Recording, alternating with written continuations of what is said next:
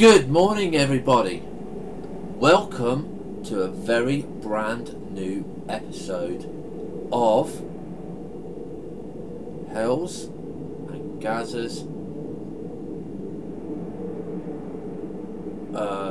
We're thinking of the title. Come on, Gazza. Gazza and Hells and Gazza's chat show. I don't know. That will do. We'll go with that. So we'll do the intro again. Hi and welcome everybody to Hells and Gazza's chat show. And what we're going to be doing in this is basically we're going to interview people that actually play the games that we play to get their feedback and say, what do you think of the game? And our very first interview today is going to be with our guest host, Gazza9422. And he's actually a live streamer of Fortresscraft Evolved. And this is what we're going to be talking about today. So, Gazza, introduce yourself so the audience know who you are and what you basically do.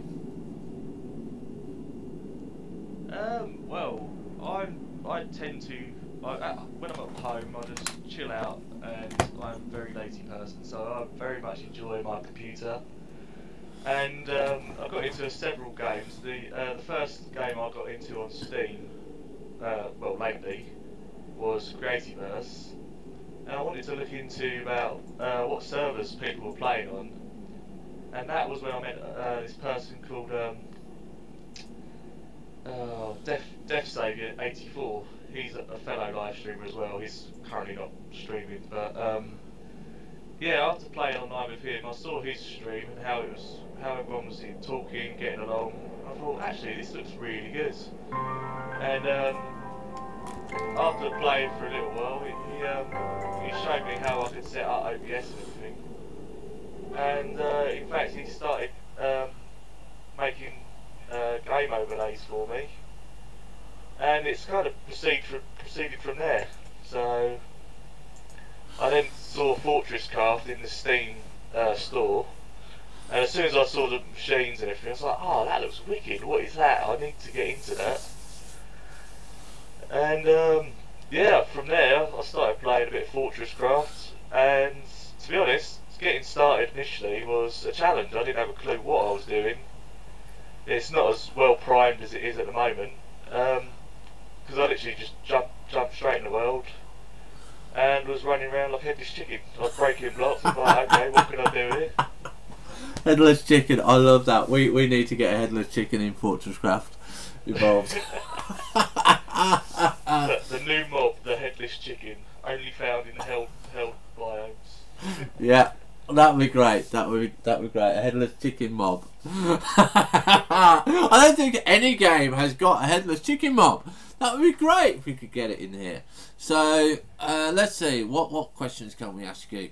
So we know that you chose the game because of all the machinery and stuff like that. But how do you find the game in its current state? Current state, I'm still getting used to the tower defense mode. Initially, I wasn't overly fond with it, but it's slowly growing on me because I'm a fan of tower defense games. But this is very unique because I've not played a tower defense game in a 3D world really. I've usually played like Bloons Tower Defense. I did play another 3D tower defense game on the PlayStation, which was Dungeon Defenders. That was pretty good, but again, it's completely different to this game. And well, I used to like Minecraft and modded Minecraft, so I just kind of it's basically it feels to me like it's adding the content that I used to enjoy from other games, such as like Industrial Craft, Buildcraft, all into this game. And I mean, I'm quite happy to play this without mods, but I mean, HMK's developed a brilliant mod that I've been making the most out of, called Broken Wasp mod, and that has improved my gameplay significantly. I'm very much enjoying that. So yeah. Now, going back to your Minecraft days and experience, and stuff like that. Why do you think people compare Fortresscraft Evolved to Minecraft? Why do they compare the two games? Sorry, I'm very sorry. I didn't hear most of that. It just broke up on my end. Right, okay. Why do you think It's people... still not particularly great at the moment. I don't know what's going on my end. Right, okay. Let's hopefully we can get it through before you break up. Why do you think people compare Minecraft with Fortresscraft Evolved? I think, well, as far as similarities go, it's literally all we've got is you're digging, you're making things, and it's a square-based world. They are pretty much the only similarities in the game, as far as I'm concerned. Because the gameplay itself is so much, well, I'd like to go say it's so much better. Because I just think it's great. I mean, I used to spend hours faffing around trying to upgrade tools and stuff to dig deeper. Whereas in this game, it gives you all the stuff you need. So like your ore scanner. I mean, although the collecting of ore is a lot more, well, it's a lot more challenging because you then got to work out getting it from the source to your base. And at Minecraft, I used to be all about automation. So anything like Buildcraft, which added tubes and quarries, I wanted that because it done stuff automatically and allowed me to go around and continue doing my building and designing. So when I saw the quarry, I knew exactly that I needed to get in and build this quarry.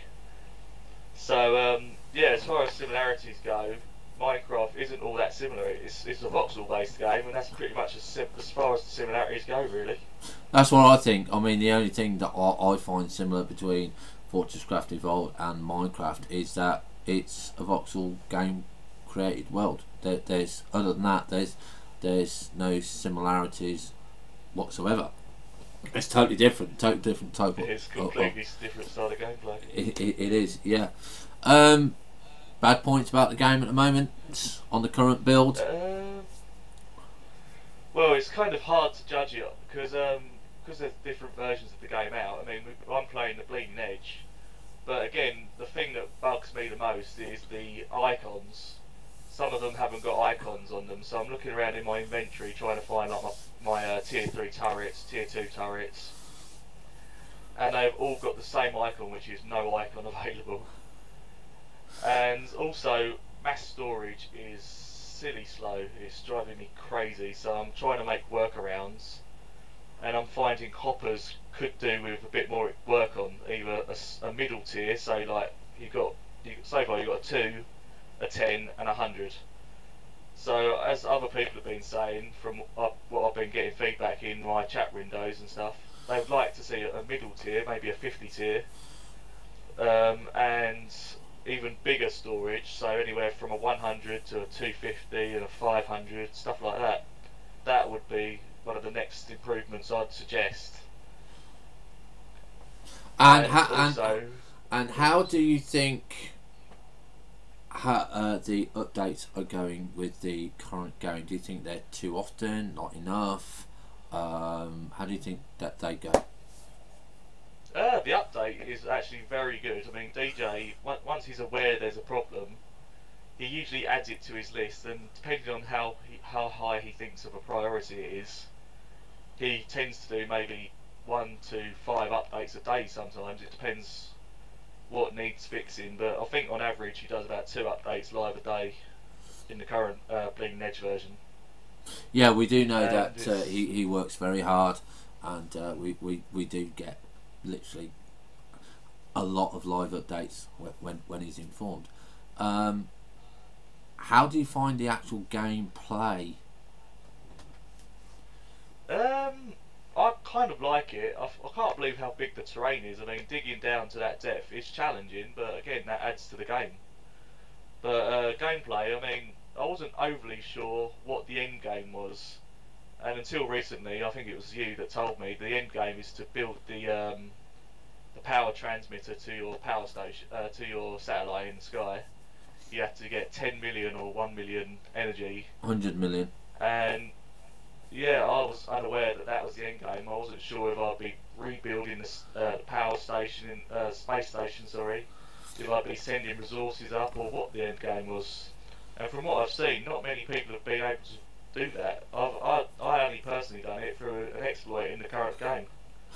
Currently, I think there's only 4 people that have actually got the orbital array charged and got bush mode unlocked. I may be wrong about that, but I only know myself of 4 people that have done it, and I still haven't done it. You know, of all the knowledge that I've got, I still have not managed to charge the orbital array. And what else can we ask? What would you like to see in the game in the future once it comes out of early access? Oh, I kind of like the idea of the upgrade system. So, for example, we've now got a suit battery upgrade. I mean, the biggest gripe I usually have is when I'm digging around and exploring, my light doesn't feel bright enough, so I usually run around on it on the max setting, and my battery drains rapidly. And if you've got your light on as well as you're using one of the higher end items such as jetpack, you run out of power extremely fast. And I think DJ did mention that maybe in the future he has got plans on making a battery pack that you walk around and you charge up, etc. like that. But also I'd kind of like to see a bit more end game, because at the moment he seems to be doing a lot of updates for the newer players, but the more in-depth players who have been playing it a long time, such as myself and HMK, it's like we kind of want a little bit more content at the end, maybe a bit making some of the recipes a bit more challenging and stuff like that. Really, I mean, hoppers again. I will say this again. Hoppers do feel like they need a little bit more work. And what would you give the game score out of 10 for playability, graphics, content and stuff like that? How would you rate it, and why would you rate it at that value? I'd rate it about 5 out of, well, actually no, that's a bit harsh. I'd say about 8 out of 10 on interfaces, because like if you go into your manufacturing plant, you've got all these little tabs at the top, but I have no idea which ones are what. It's only based on the first 3 that I recognise. One's a question mark, which is all of them. You've got a ore extractor, which I've now discovered is like anything related to mining. You've got a tier 1 factory. Click on that icon, it gives you all your energy. And then you've got a conveyor belt. And apart from that, they're probably the only 3 tabs that I know what they're relevant to. The rest, there's like no labels for. And I mean, although some of the blocks, like such as the laboratory, they do say you need to build 27 of these in a 3x3x3 structure, some of my audience, they were still asking me this question because it didn't come across as obvious.